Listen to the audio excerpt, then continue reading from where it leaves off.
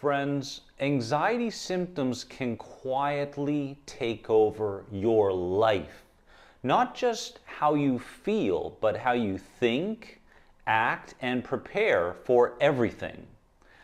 But what if the way you're relating to those symptoms is the very thing keeping them alive? In this video, I'll share some perspectives that could completely shift how you experience anxiety and help you finally breathe again. Let's dive in.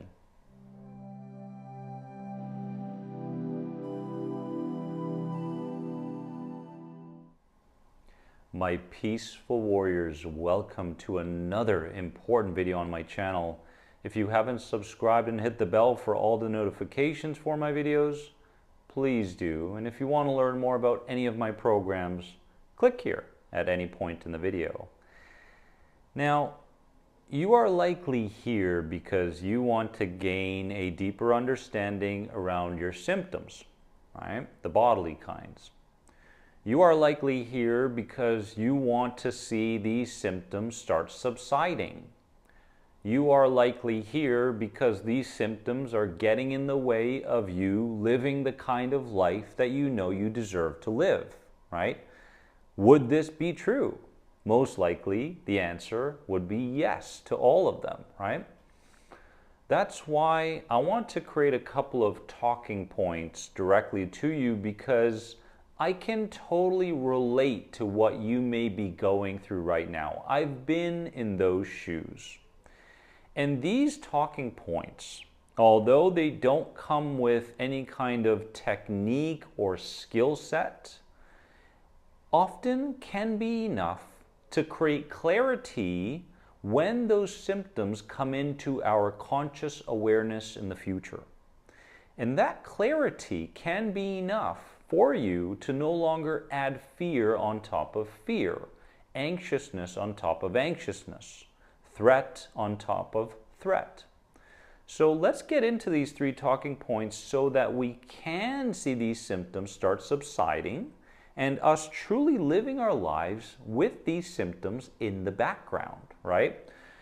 First thing I want you to become more aware of as you go forward is that at a deep level, the searching, the talking about your symptoms, the attention on your symptoms, these things only reinforce the need for over-preparation and therefore anxiety. So I want you to take a very good look at the things that you're doing for your symptoms and recognize whether or not they're actually helping you. Because often the protector makes us believe that things like searching for the answers to our symptoms everywhere and through everybody is actually going to lead to the right answer, right? This is what the protector wants you to believe within you. Or that talking about your symptoms will somehow create some moment of clarity, and then you'll be able to apply that and everything will go away overnight, right? These are reinforced by the protector within you, trying to get you to latch on to its defense mechanisms in order to stay in a world of anxiety. So you have to literally stop searching for answers around your symptoms. You literally have to stop talking about your symptoms. You literally have to stop giving these symptoms so much attention. Now, are there times and in small amounts where these sorts of things can be helpful? Yes. However, if they become habitual, then they're gonna feel like an obligation. It's an obligation for me to continue searching for the answer, because in different aspects of your life, you are the doer, right? You are the fixer of things. And you're trying to take that personality out of the other hundreds that you have within you, but that personality, and try to apply it towards anxiety healing. And it's just creating more conflict within you. So these points are very, very important. The searching, the talking about, the attention on the symptoms, although they may feel like they're giving you some degree of protection, they're actually just reinforcing threat perception coming from the protector within you, okay?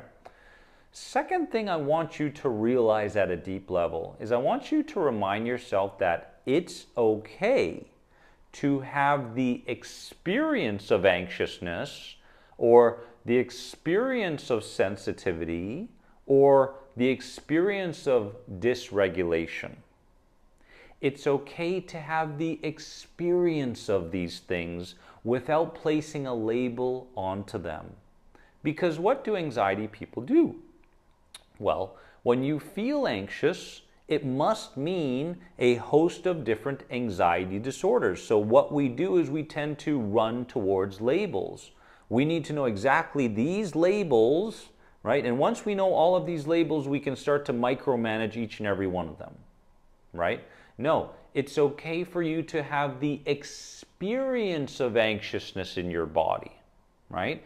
It's okay for you to have the experience of sensitivity when you're outside at a cafe and there are people talking around you. It's okay to have the experience of that sensitivity, right? Or it's okay to have the experience of dysregulation in your nervous system. You don't have to act on it immediately to make it go away or to replace it with something else.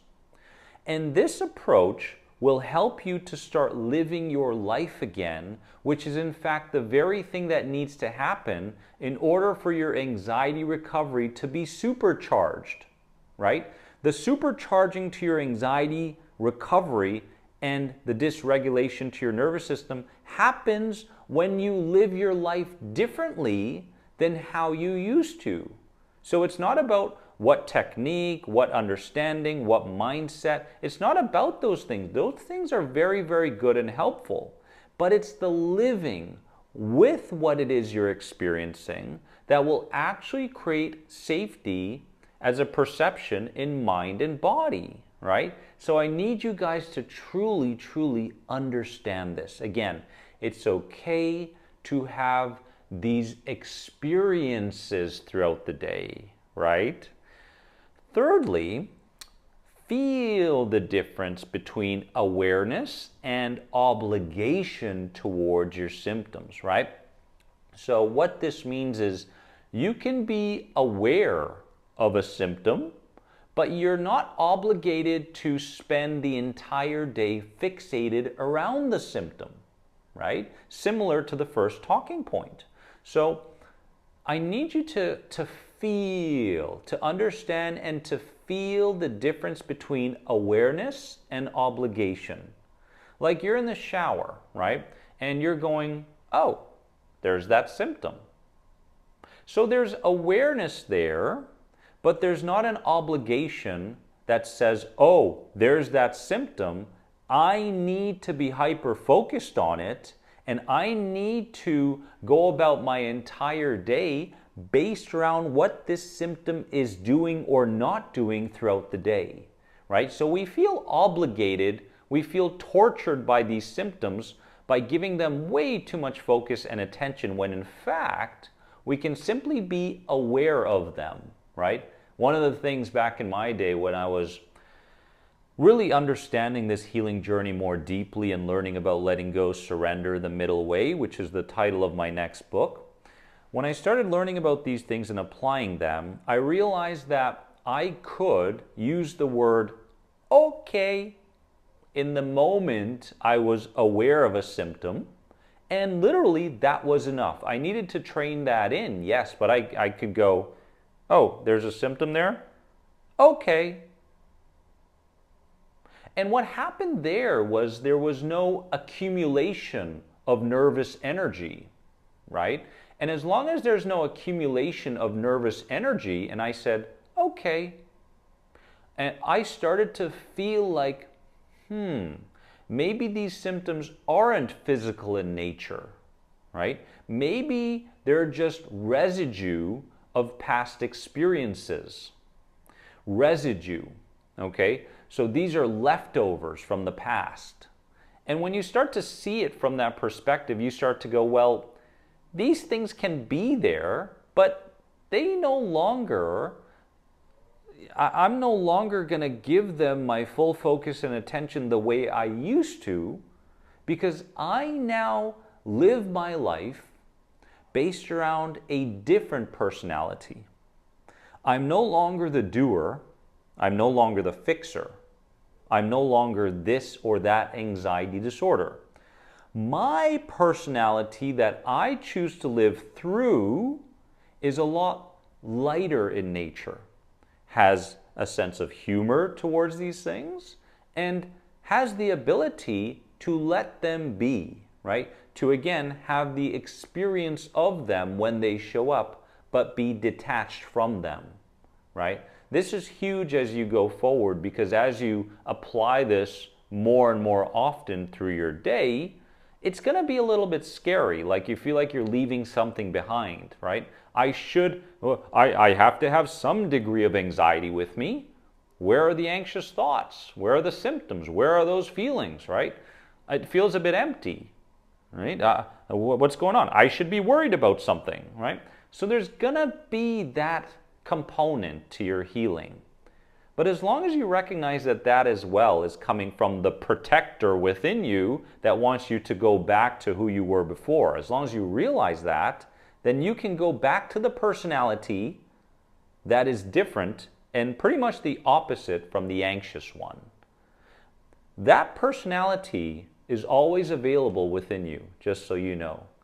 And this anxiety recovery for you isn't about creating anyone. It's about removing the layers like you would remove the layers of an onion to get to the core of what's always been within you, right? And as long as you see this journey like that, it brings it brings less pressure to have to become someone different, right? You're not becoming anything. Every single day, through these teachings, through my programs, through my podcasts, you are remembering who you've always been within you, right? And you're just removing the fog that surrounds it, my friends. Which point spoke to you the deepest today? I want to know. So leave a comment below. And if you're enjoying these videos, please like this video as well, my friends. I know there are so many people out there that would benefit from this video. So if you get a chance, please share it with them as well. Remember that you are more than anxiety. I'll see you in the next video. Bye, everyone.